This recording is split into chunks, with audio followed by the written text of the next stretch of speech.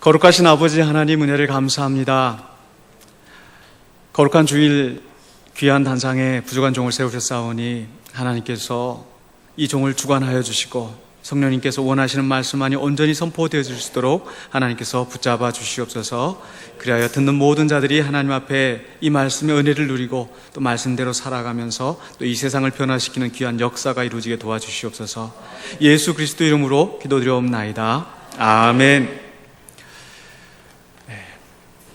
우리가 시간상 요한복음 17장 6절로 10절까지만 봉독하였지만은 우리가 함께 17장 말씀 전체를 가지고 함께 은혜를 나누기를 원합니다. 요한복음 17장은 예수님의 기도를 담고 있습니다. 요한복음 전체 맥락을 좀 살펴보자면요, 1장부터 12장까지 해서 요한은 예수님이 행하신 여러 가지 표적들, 가나 혼인잔치 표적들을 비롯해서 병을 고치시고 오병이어의 기적을 행하시고 예수님께서 이루셨던 놀라운 그 이적들을 보여주고 있습니다. 그리고 그분이 하셨던 말씀, 생명의 빛이고 또 길이고 진리고 생명이라는 그런 말씀이랄지 여러 가지 말씀들을 소개하고 있습니다. 이렇게 예수님이 행하신 표적과 그 말씀을 소개함으로써 그분이 하나님이 보내신 하나님의 아들이시라는 것을 증거하고 있습니다. 그런데 13장부터는 이제 바로 그 아들이 죽으심을 당하시는, 고난을 당하시는 분이라는 것을 소개하고 있습니다. 우리 13장 1절을 잠깐 펼쳐서 한번 보시면은요, 요한복음에서 중요한 전환점이 되는 부분인데 13장 1절에 이렇게 말씀하고 있죠. 6월절 전에 예수께서 자기가 세상을 떠나 아버지께로 돌아가실 때가 이른 줄 아시고, 하나님의 아들로서 보내심을 받아서 이 땅에 왔는데 그분이 이 땅에서 대접을 받고 인정을 받고 높임을 받는 것이 아니라 오히려 죽임을 당하시고 그리고 이제 다시 아버지께로 돌아가시는 이런 상황들, 그런 상황 속에서 이제 13장 이후로부터는 바로 예수 그리스도의 고난과 죽으심에 초점을 맞추면서 이 예수 그리스도의 행하신 일을 증거하고 있습니다. 근데 그 가운데서 이제 계속 13장 1절 후반부에 이렇게 말씀하고 있죠. 자, 세상에 있는 자기 사람들을 사랑하시되 끝까지 사랑하시니라.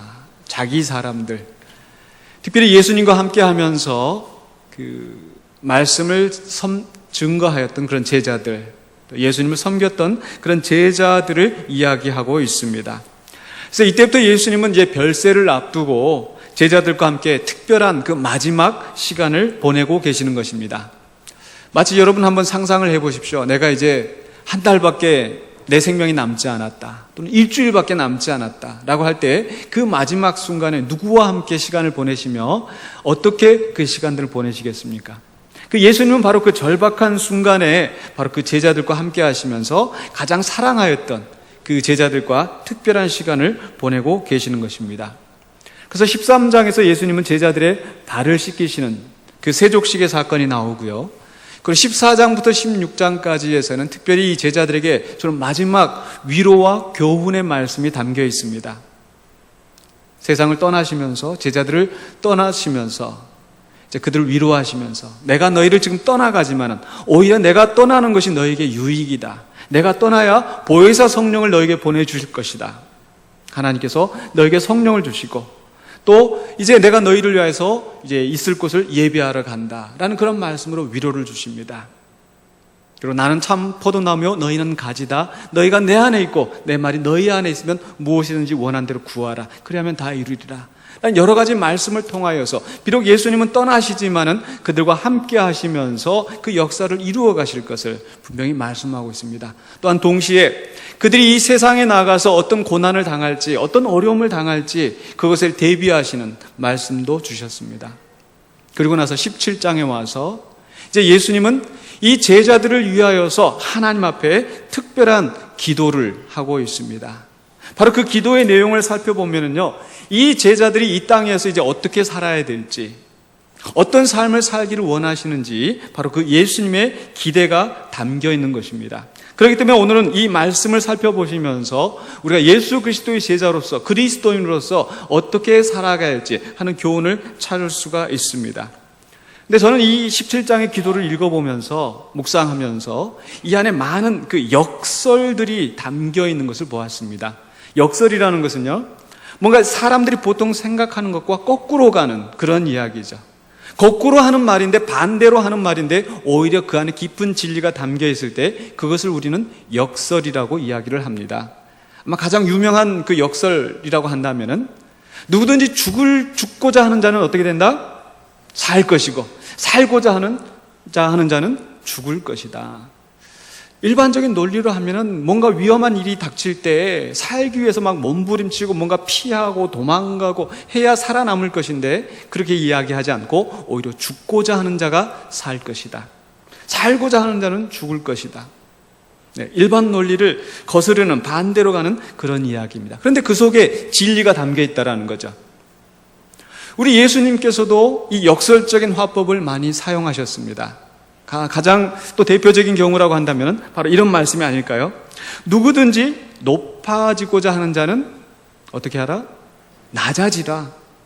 높아지려고 하면은, 사람들은 높아지기를 좋아합니다. 누군가 남보다 위에 서기를 좋아하고, 남보다 앞서기를 좋아하고, 남보다 많이 가지기를 좋아하고. 그러나 예수님은 오히려 거꾸로 누구든지 높아지려고 하거든 낮아지라 라고 말씀하십니다. 바로 이런 것이 역설입니다. 근데 사실 예수님의 삶 자체가 역설입니다. 예수님은 어떤 분이십니까? 하나님의 아들이시오, 만왕의 왕이시오, 만주의 주이시오. 요한복음 1장 1절 처음 시작할 때부터 태초에 말씀이 계시니라. 그 말씀이 육신이 되어 우리 가운데 거하시는데, 그 말씀은 어떤 분이셨어요? 모든 만물이 그로 말미암아 창조되었고 어떤 것도 그로 말미암지 않고 창조된 것이 없다. 바로 예수님은 창조주 하나님과 동등하신 분이셨습니다. 그런데 그분이 이 세상에 오셨습니다. 그런데 오셔서 어떻게 되셨어요? 고난당하시고 가장 처참한 그 죽음의 자리에 이르셨다라는 거, 역설이죠. 그런데 가장 처참한 죽음이 오히려 세상을 구원하시고 하나님의 뜻을 이루시는 그런 영광의 사건이었다. 보통 일반 상식으로는 상상이 안 되는 그러한 이야기들이 바로 역설입니다. 근데 오늘 17장에서 보면은요, 이런 제자의 삶에 대해서도 우리에게 많은 역설을 가르치고 있습니다. 그래서 오늘 말씀의 제목이 무엇입니까? 역설적인 제자의 삶이라. 보통 예수 그리스도의 제자라고 할 때는 이렇게 될 것이다 라고 하는 일반 사람들의 생각을 뛰어넘는, 오히려 말이 안 되는 것 같은데 깊은 진리가 있는 그런 말씀, 그 말씀을 깨달을 때 우리가 온전한 제자의 삶을 살 수 있다는 것입니다. 한번 말씀을 자세하게 살펴보기를 원합니다. 먼저 1절에서 5절에서 예수님은 자신을 위한 기도를 하고 있습니다. 자, 1절에 보시면은요, 예수께서 이 말씀을 하시고 눈을 들어 하늘을 우러러 이르시되 아버지여 때가 이르렀사오니. 때가 이르렀습니다. 어떤 때일까요? 계속해서 보시면요, 아들을 영화롭게 하사 아들로 아버지를 영화롭게 하옵소서. 아들을 영화롭게 하옵소서. 5절에서도 아버지여 창세전에 내가 아버지와 함께 가졌던 영화로서 지금도 아버지와 함께 나를 영화롭게 하옵소서. 창세전에 모든 만물이 그로 말미암아 창조되었던 그 영화로서 이제 그 아들을 영화롭게 하옵소서. 근데 이 영화롭게 하옵소서란 이 말은 사람들이 생각하는 높임받고 인정을 받는 그런 영광이 아니라 오히려 가장 낮아지셔서 죽임을 당하시는 그때가 되었다는 것을 이야기하고 있습니다. 그래서 하나님께서 나를 영화롭게 하셔서 아버지를 영화롭게 하옵소서. 즉 고난의 십자가를 달게 지심으로써, 죽으심으로써 하나님의 뜻을 이루는 그런 헌신과 또 희생의 기도를 지금 하고 있는 것입니다. 그리고 나서 6절부터 예수님은 이제 제자들을 위한 기도를 보여주고 있습니다. 그래서 6절에서 10절까지 말씀을 우리가 살펴보면 예수님은 제자들이 세상 속에서 어떤 존재인지를 말씀하고 있습니다. 제자들은 어떤 존재일까요? 그게 우리의 첫 번째 요지입니다. 첫 번째로 제자들은 세상 중에서 구별된 자입니다. 우리 따라서 한번 해볼까요? 세상 중에서 구별된 자. 6절 말씀을 보시면 이렇게 되어 있죠. 세상 중에서 내게 주신 사람들에게 내가 아버지의 이름을 나타내었나이다. 세상 중에서 내게 주신 사람들.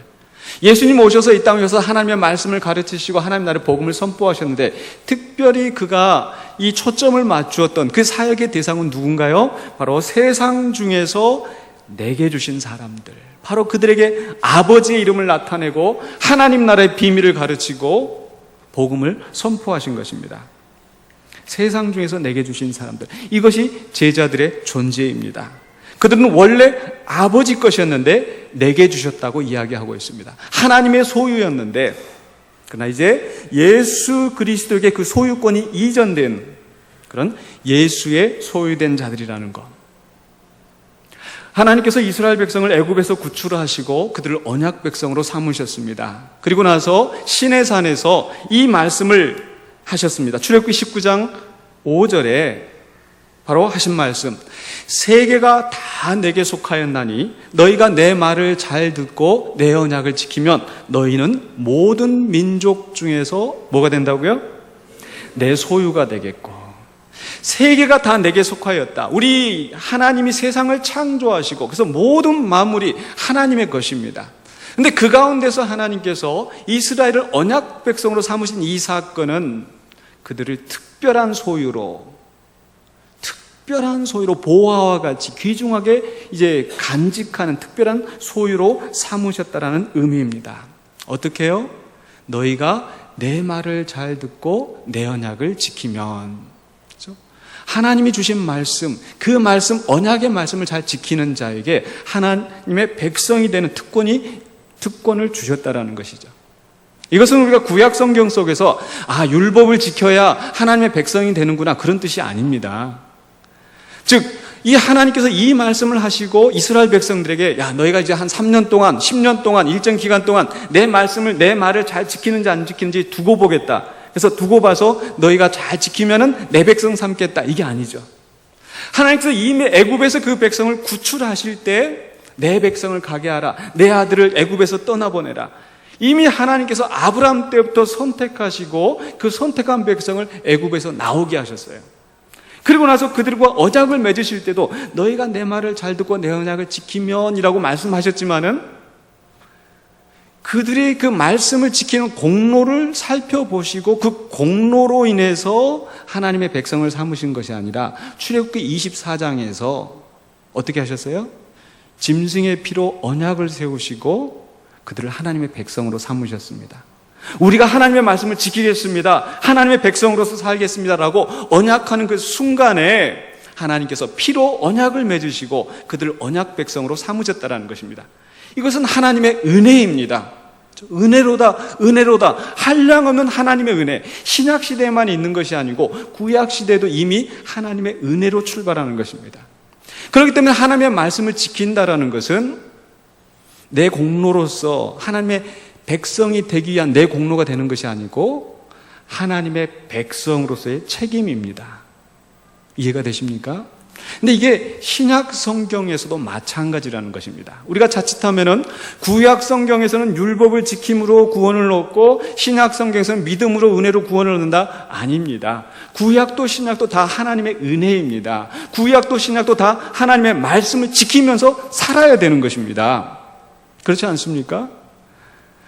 자, 우리 성경을 한번 계속 보시면은요. 자, 신약시대 와서도 같은 원리가 적용되고 있는데 8절입니다. 자, 8절에서 이렇게 말씀하고 있죠.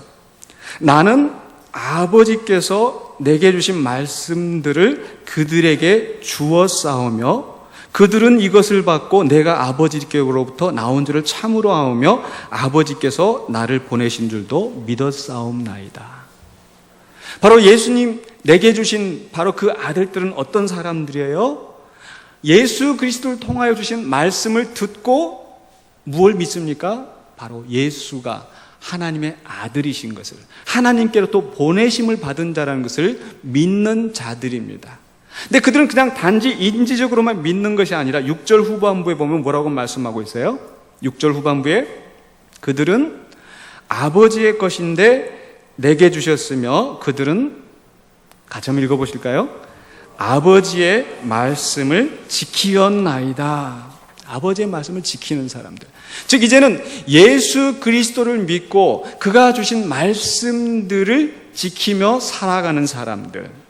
이러한 사람들이 바로 예수 그리스도의 제자요 그리스도인이라는 것입니다. 특별히 그 그리스도인의 이 구분되는 표시가 있다고 한다면은 바로 예수를 하나님의 아들로, 하나님이 보내신 자로 믿는 것입니다. 여러분, 예수님이 하나님의 아들이신 것을 믿으십니까? 여러분, 예수님이 그리스도인 것을 믿으십니까? 그렇다면 여러분은 누구예요? 세상 중에서 어떤 자들이다? 구별된 자들이다. 세상 중에서 예수님께 주신 자들이다. 즉 예수님의 소유된 백성이라는 것입니다. 이 모든 세상이 하나님의 것이고 예수님의 것이지만은 그들 가운데 특별히 구별하여서 예수 그리스도의 특별한 소유로 세움을 받은 자, 그게 바로 저와 여러분이라는 것입니다. 여러분, 하나님의 소유된다라는 거, 예수 그리스도의 소유된다라는 거 어떤 특권이 있는 줄 아십니까?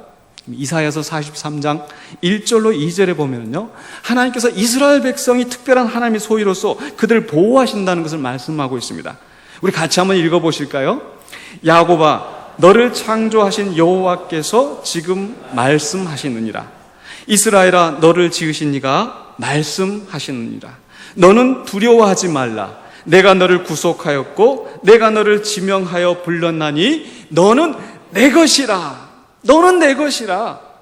하나님께서 이스라엘 백성을 내 소유로, 내 것으로 삼으셨기 때문에 그 다음에 주시는 말씀이 무엇입니까? 계속해서 내가 물 가운데로 지날 때에 내가 너와 함께 할 것이라. 강을 건널 때에 물이 너를 침몰하지 못하며 내가 불 가운데로 지날 때에 타지도 아니할 것이요 불꽃이 너를 사르지도 못하리니. 믿습니까? 하나님의 소유된 백성들을 하나님께서 이렇게 책임지시고 보호하신다는 것입니다. 물론 때로 우리가 살다 보면은 정말 하나님이 정말 나를 지키고 계시는가 그럴 때가 있어요. 그러나 그러할 때도 분명히 하나님은 우리를 떠나지 않고 우리를 지키고 계십니다. 왜? 우리는 하나님의 소유된 백성이기 때문에. 여러분, 모래 위에 발자국이라는 시 여러분 아시죠? 어떤 사람이 꿈을 꾸었습니다. 모래 위에 발자국이 있었습니다. 그 발자국은 자기가 지나온 삶을 보여주는, 삶의 여정을 보여주는 발자국이었습니다. 근데 그 발자국이 두 발자국이 있는 거예요.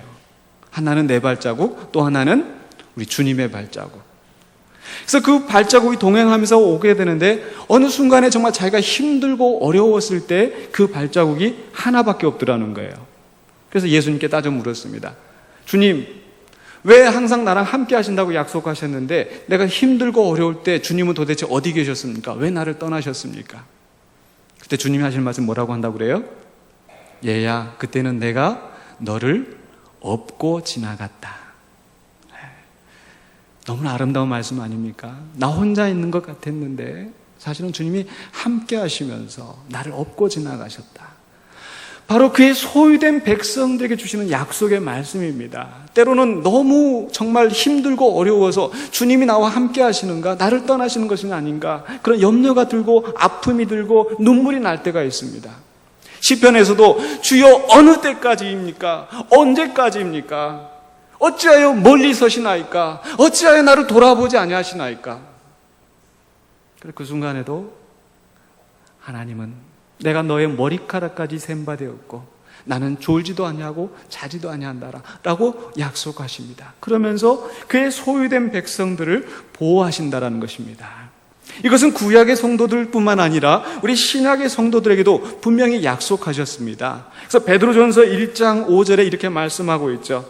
너희는 말세에 나타나기로 예비하신 구원을 얻기 위하여 믿음으로 말미암아 하나님의 능력으로 보호하심을 입었느니라, 받았느니라. 믿습니까? 하나님의 능력으로 보호하신다는 겁니다. 왜? 우리는 하나님의 소유이기 때문에. 예수님께서도 제자들 보내시면서 말씀하셨습니다. 하늘과 땅의 모든 권세를 내게 주셨으니 내가 세상 끝날까지 너희와 함께 있으리라. 그 소유된 백성에게 주시는 약속의 말씀. 오늘 베드로전서 1장 5절에 이어서 2장 9절에 가면은 이렇게 선언하고 있습니다. 너희는 택하신 족속이요 왕 같은 제사장들이요 거룩한 나라요 그의 소유가 된 백성이라. 우리는 예수 그리스도의 소유된 백성이기 때문에 하나님께서 끝까지 말세에 나타나기로 예비하신 구원을 얻기까지 하나님의 능력으로 우리를 보호하십니다. 믿습니까? 아멘. 우리는 세상 중에서 특별히 하나님의 소유로, 예수 그리스도의 소유로 구별된 자들입니다. 그런데 우리는 예수님의 소유된 백성이지만은 세상에 남겨진 존재라는 것을 우리는 기억해야 됩니다. 여기에 우리의 역설이 있습니다. 두 번째로 우리가 생각해야 될 거, 우리는 세상에 남겨진 자다. 우리 따라서 한번 해보십시다. 세상에 남겨진 자. 여러분, 우리가 예수님의 소유라고 한다면은, 예수님의 소유된 백성이라고 한다면은, 예수님이 세상을 떠나실 때 당연히 그가 데리고 가야 되지 않겠습니까? 여러분, 우리가 휴가철에 내가 이제 가족들과 함께 여행을 떠났습니다. 여행을 떠났다가 어때요? 돌아올 때는 다 같이 데리고 와야 되죠. 왜? 내 식구들이니까. 그냥 떠났는데 잊어버리니까 아유 귀찮은데 잘 됐다 하고 놓고는 그런 부모는 없을 것입니다. 저 어렸을 때도 생각해 보면 소풍 가다 보면 꼭 한두 녀석이고 말썽꾸러기들이 어디 가가지고 이렇게 잘 안 보이는 친구들이 있어요. 그럼 어떻습니까? 그냥 에이 안 보인다 그냥 가자 이렇게 오는 경우가 없다라는 거죠. 온 학생을 다 풀어서 산에 다 돌아다니면서 다 찾아서 기어이 숫자를 맞추어서 그 모든 사람들 다 있는 것을 보고 데려오는 거죠. 왜? 우리 같은 식구들이니까. 우리 예수님도 사실 그러셔야 되는데 그렇지 않았다라는 거예요. 자, 11절에 보면 뭐라고 말씀하고 있습니까? 나는 세상에 더 있지 아니하오나 그들은 세상에 있사옵고. 우리 예수 그리스도의 제자들은 하나님께서 예수님에게 주신 바 된 자들인데 그 예수님이 세상을 떠나실 때에 그들을 세상에 여전히 남겨놓고 가신다라는 것입니다. 여기에 제자의 삶의 역설이 있다라는 것. 그러나 여기서 우리가 또 한 가지 생각할 것은 예수님은 이 제자들을 남겨놓고 가실 때 그냥 방치하고 가신 것이 아니라는 것입니다. 그게 예수님의 기도가 나오죠. 자, 12절을 보시면은요. 내가 그들과 11절 후반부에 이렇게 되어 있죠. 나는 아버지께로 가옵나니 거룩하신 아버지여 내게 주신 아버지의 이름으로 그들을 보존하사 우리와 같이 그들도 하나가 되게 하옵소서. 아버지의 이름으로 그들을 보존하옵소서. 아버지의 이름으로 그들을 보존하옵소서. 바로 하나님의 능력으로 보호하시는 그 역사를 기도하고 있는 것입니다. 그래서 그 결과 어떻게 됩니까? 12절에 내가 그들과 함께 있을 때 내게 주신 아버지의 이름으로 그들을 보존하고 지켰나이다. 예수님께서 그 제자들과 함께 계실 때 그들을 위해서 기도하고 그들을 권고하고 교훈함으로써 그들을 지켰는데, 그러나 그 이후로 이제 아버지께 맡기면서 그 결과 그 중에 하나도 멸망하지 않고 다만 멸망의 자식뿐이오니 이는 성경을 응하게 함이니이다. 한 사람도 낙오되지 않고 구원을 얻도록 하나님의 이름으로 그들을 보존하여 지키시도록 기도하고 가신 것입니다. 그래서 제자들은 세상에 남겨진 존재이지만 버려진 존재가 아니라는 것을 여러분 기억하시기 바랍니다. 우리는 세상에 남아 있습니다. 그러나 버려진 존재가 아니고 하나님의 이름으로 하나님의 능력으로 보호하심을 받는 자들이라는 것. 세 번째로 우리는 세상에 속하지 않은 자라는 것입니다. 세상에 남겨져 있지만 세상에 속하지 않은 자라는 것. 여기에 또 하나는 역설이 있는 거죠. 세상에 남겨 있으면 세상에 속한 자가 되어야 되는데 우리는 세상에 속하지 않는다라는 것. 또 한 가지, 세상에 남겨진 제자들은 이 세상에서 어떤 대접을 받아야 되겠습니까?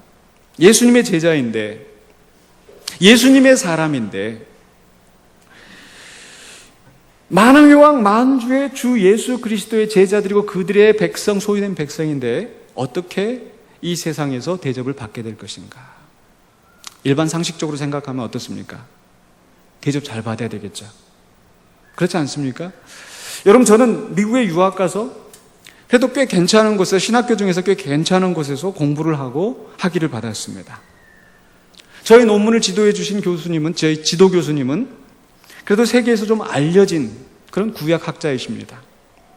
그래서 그분의 제자라고 하면은 학계에 있는 사람들은 아, 그렇군요라고 인정을 해 줍니다. 저를 잘 몰라도 그 선생님의 이름 때문에 그분의 제자이시군요 라고 인정을 해 주시더라고요. 별로 여러분 감흥이 좀 안 오시는 것 같네요. 저는 여러분들은 바로 예수님의 제자라는 거, 그렇죠? 더 훌륭하신 예수님의 제자라는 거, 그렇지 않습니까? 그런데 그 예수님의 제자라고 했을 때 보통 우리 사회에서도 내가 무슨 대학입니다, 서울대입니다, 연세대입니다, 이렇게 유수한 대학에 내가 그런 학벌을 가지고 있습니다라고 하면은 벌써 사람들이 예수님의 제자입니다 라고 했었을 때 사람들의 반응이 어때야 할지. 사실 인정받고 대접받아야 되는데 실상은 그렇지 않다라는 것입니다. 여러분 14절 한번 보실까요? 14절에 내가 아버지의 말씀을 그들에게 주었사오매 세상이 그들을 미워하였사오니. 우리는 예수 그리스도를 통하여서 하나님의 말씀을 받았는데 그 받은 말씀 때문에 인정을 받고 대접을 받는 것이 아니라 오히려 세상의 미움을 받는 자들이라는 것입니다. 여기에 또 한 번의 역설이 있는 겁니다. 세상 속에서 그리스도의 제자들이 받는 것은 영적 인정이 아니라 미움과 박해라는 것. 왜 그렇게 미움을 받을까요? 왜 그렇게 박해를 받을까요? 그것은 세상에 속하지 않았기 때문이라고 성경은 이야기합니다. 14절 후반부에 이는 내가 세상에 속하지 아니함 같이 그들도 세상에 속하지 아니함으로 인함이니이다. 우리 예수님이 이 세상에 속하신 분이 아닙니다. 모든 세상이 예수 그리스도로 말미암아 창조되었지만은, 그러나 예수님이 세상에 속하지 않아야 했다는 것은 이 세상의 원리, 세상의 탐욕, 세상의 그런 모든 악과 죄 가운데 속한 분이 아니시라는 겁니다. 그렇기 때문에 예수님 그 제자들을 향하여서도 내가 세상에 속하지 않은 것처럼 너희도 세상에 속하지 말라고 이야기를 하는 것이죠. 우리 하나님께서도 이스라엘 백성을 세우시고 뭐라고 말씀하셨어요?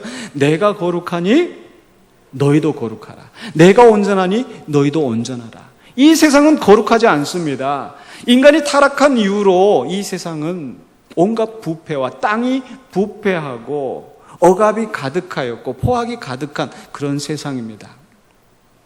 그러나 우리는 이 세상을 따라가서는 안 된다는 것입니다. 우리 예수님께서 이 세상과 다른 길을 가르쳤고 또 그 제자들에게 다른 길로 가라고 말씀하고 있기 때문입니다. 세상은 넓은 길로 가야 된다고 이야기를 합니다. 그렇죠? 군자 무슨 행위라? 대로행위다. 네. 그러나 예수님은 좁은 길로 가라고 말씀하십니다. 세상은 높은 자리를 가라고 이야기합니다. 다른 사람들보다 더 높아지라고, 입신양명하라고 그렇게 이야기를 합니다. 그러나 예수님은 낮아지라고 이야기합니다. 세상에서는 사람들한테 무시받지 않으려면 많이 가지라고 합니다. 그러나 예수님은 너희의 소유를 팔아서 가난한 자들에게 나누어 주라고 합니다. 세상에서는요, 기죽지 말라고 합니다. 그렇죠? 저도 어렸을 때 생각해 보면 어디서 매 맞고 오면 집에 가서 더 혼났던 기억이 나요. 기죽지 말아라고. 그런데 오히려 예수 그리스도의 원리는 다른 사람 앞에 낮아지고 겸손하고, 그럼 이 세상 사람들은 또 권세 있는 자에게 잘 보여서 더 높이 올라갈 것을 이야기하지만, 그러나 예수님은 우리가 어린 나이와 같이 낮은 자들을, 낮고 힘없는 자들을, 없는 자들을 보살피라고 이야기를 합니다. 이렇게 예수 그리스도가 우리에게 보여주신 말씀은, 삶의 원리는 세상의 방식과는 너무나 다르기 때문에 사람들이 조롱하고 미쳤다 하고 받아들이지 않고 그 길을 가는 사람들을 향하여서 미워하고 박해하는 것입니다. 왜 이렇게 잘난 척해? 뭐 다 그런 거 아니야? 이렇게 세상에서 미움받는 성도에게 필요한 것이 무엇이겠습니까? 바로 그것은 예수님의 기도 가운데 나타나 있습니다. 여러분 15절 말씀을 한번 보실까요? 15절에 같이 한번 읽겠습니다. 내가 비옵는 것은 그들을 세상에서 데려가시기를 위함이 아니요 다만 악에 빠지지 않게 보존하시기를 위함이니이다. 자기 사람들이 세상에서 미움을 받는다고 해서 예수님은 이 사람들을 데려가시기를 원하지 않으셨습니다. 그렇게 기도하지 않으셨습니다. 그리고 그분의 기도는 이 사람들이 다만 악에 빠지지 않게 보존하시기를 하나님께 기도하신 것입니다. 성도가 세상에서 미움을 받는다고 해서 결코 세상을 외면해서는 안 되겠습니다. 그러나 더 중요한 것은 바로 이러한 세상과 동화되어서는 안 된다는 것입니다. 이것은 배와 같습니다. 여러분, 배가 제구실을 하려면 어디가 있어야 돼요? 물에 있어야 돼요. 산에 있으면 배가 배구실을 할 수가 없습니다. 근데 물에 있으면서 그 물이 배 안으로 들어오도록 구멍이 나 있으면 어떻게 되겠습니까? 그 배는 역시 제구실을 못하는 것입니다. 교회와 성도도 마찬가지입니다. 교회와 성도가 있어야 할 자리는 바로 세상 가운데 있어야 됩니다. 악이 횡행하는 그 가운데 있어야 합니다.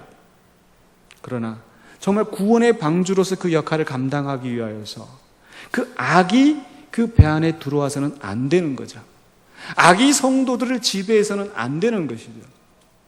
그렇기 때문에 우리 주님께서는 하나님께 기도하기를 다만 그들이 악에 빠지지 않도록 보존하여 주시기를 원합니다.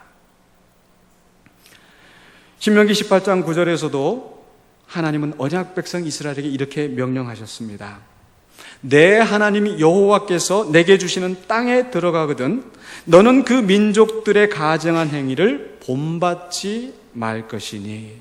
그렇죠? 여러분, 이 가나안이라는 곳은 지형적으로 봤을 때 굉장히 복잡한 곳입니다. 우리 성경에서도 보면 이 가나안 땅에서 많은 가나안 족속들이 살고 있었고 그 죄가 많은 땅이었습니다.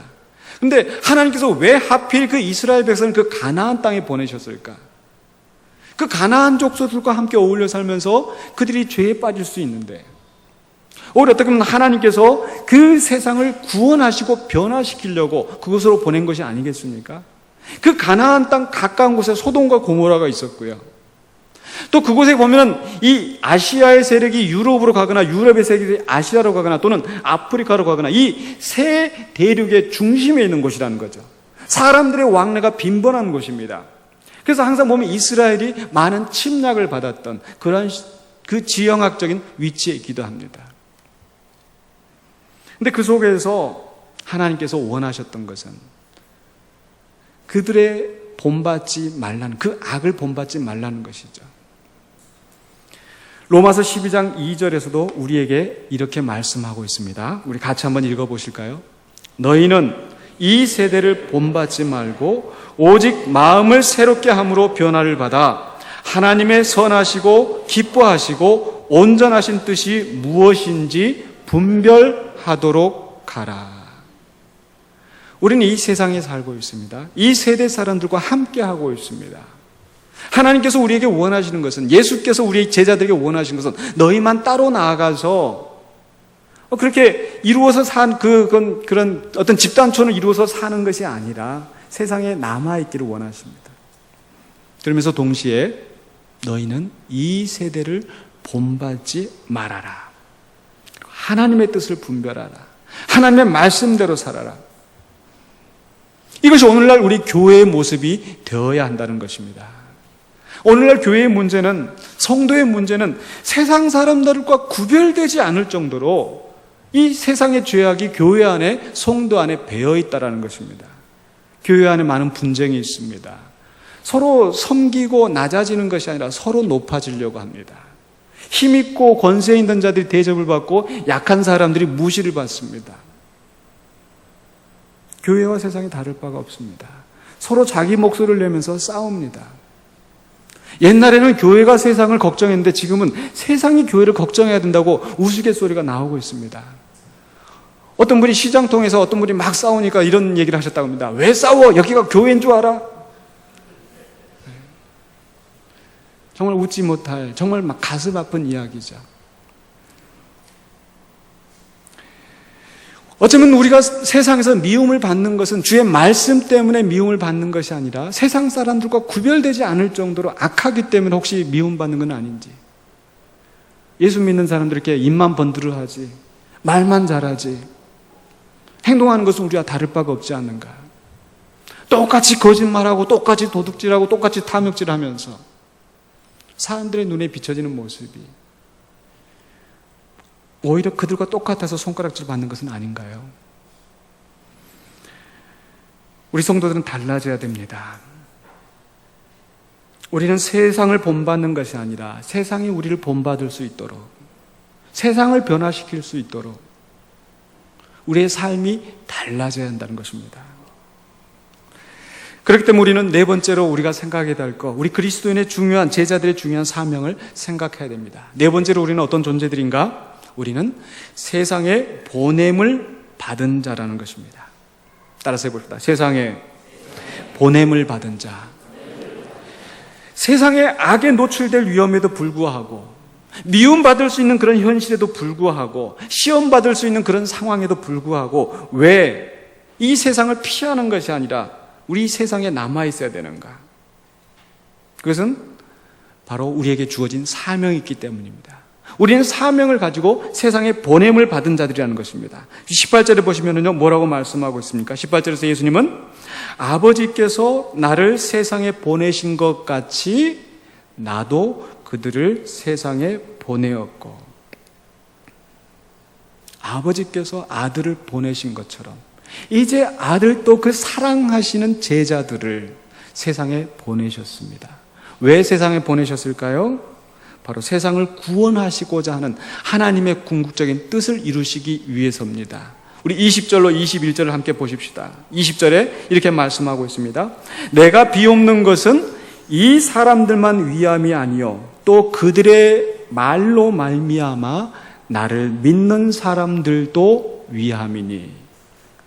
여러분 17장 9절에서 뭐라고 말씀하셔서 17장 9절에서 내가 그들을 위하여 비옵나니 내가 비옵는 것은 세상을 위함이 아니요 내게 주신 자들을 위함이니이다. 예수님의 기도는 분명히 그 제자들을 향하여 있지만은, 그러나 이제 20절에 와서 예수님의 기도는 그들을 넘어서 그들의 말을 듣고 누구를 믿는 사람? 바로 나를 믿는 사람, 예수 그리스도를 믿는 사람. 21절에서도 아버지여 아버지께서 내 안에 내가 아버지 안에 있는 것 같이 그들도 다 하나가 되어 우리 안에 있게 하사 세상으로 아버지께서 나를 보내신 것을 믿게 하옵소서.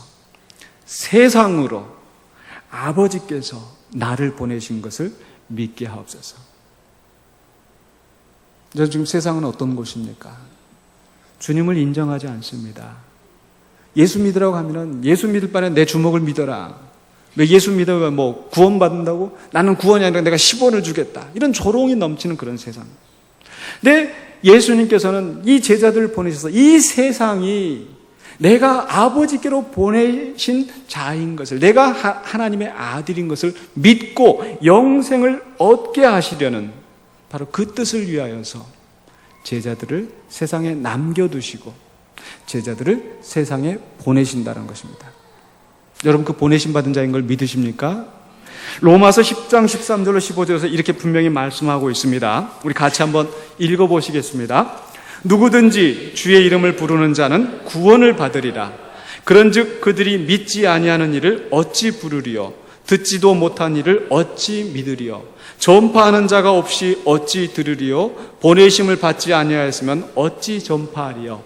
기록된 바 아름답도다 좋은 소식을 전하는 자들의 발이여 함과 같으니라.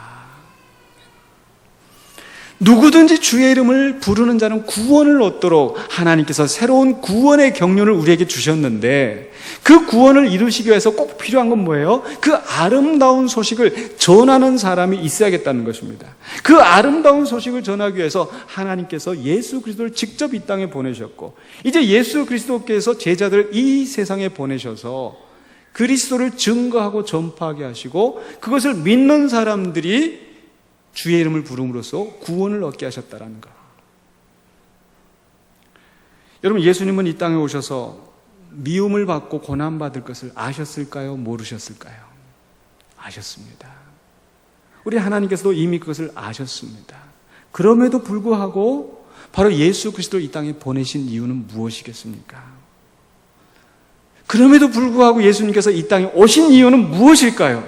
바로 우리를 구원하시기 위하여서 십자가를 지시고 세상을 구원하시는 것입니다. 바로 하나님이 그분을 우리에게 보내셨고, 그리고 예수님도 그 좋은 소식을 세상에 알리기 위하여서 우리들을, 제자들을 보내셨다라는 것.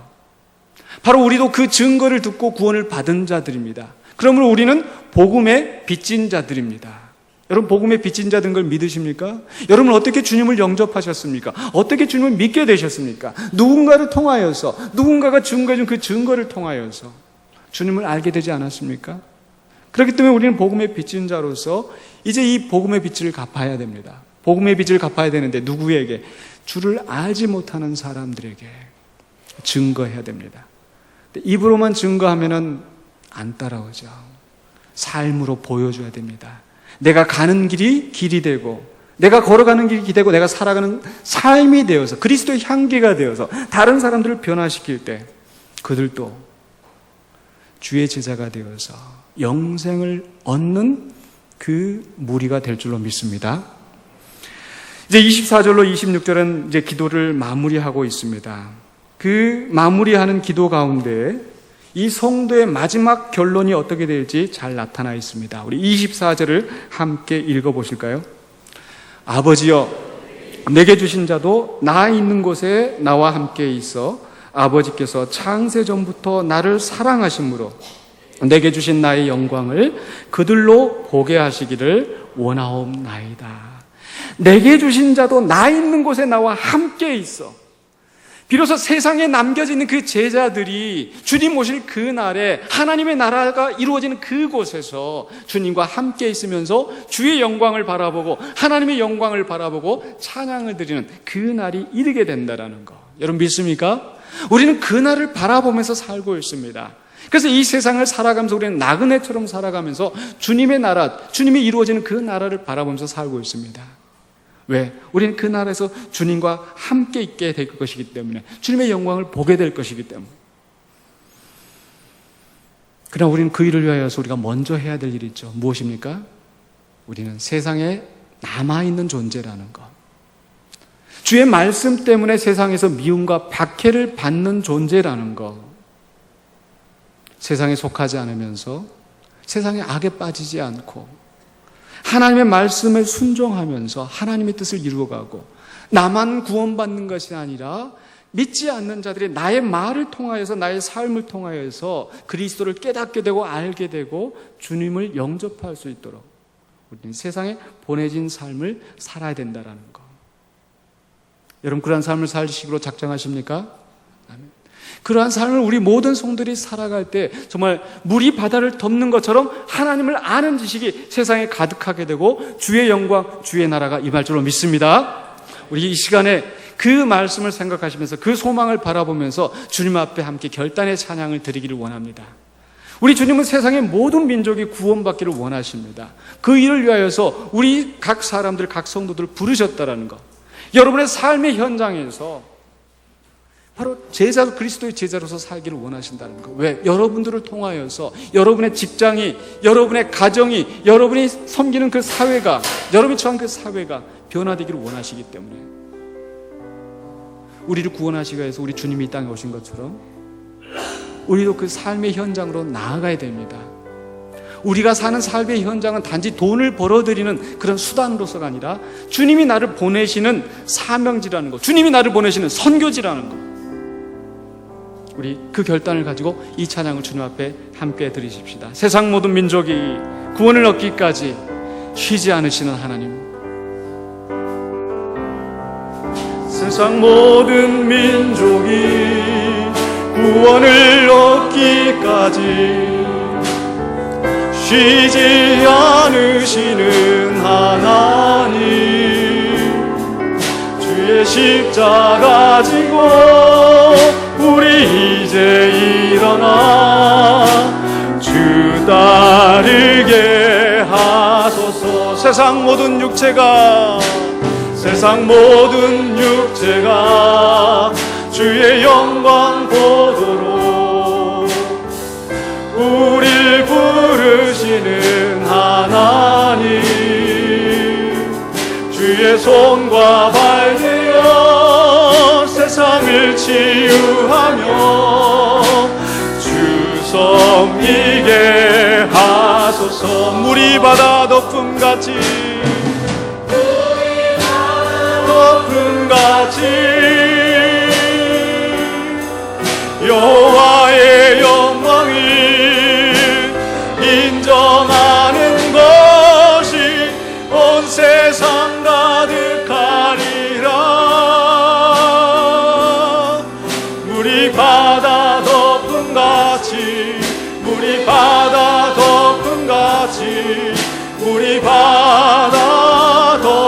다시 한번요. 세상 모든 민족이 구원을 얻기까지,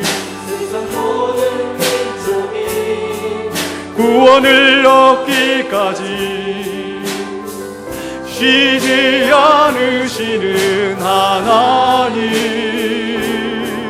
주의 핑자 가지고 우리 이제 일어나 주 따르게 하소서. 세상 모든 육체가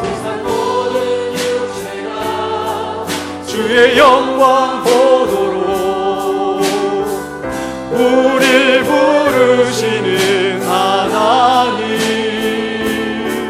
주의 손과 발 되어 세상을 치유하며 주 섬기게 하소서. 할렐루야. 물이 바다 덮음같이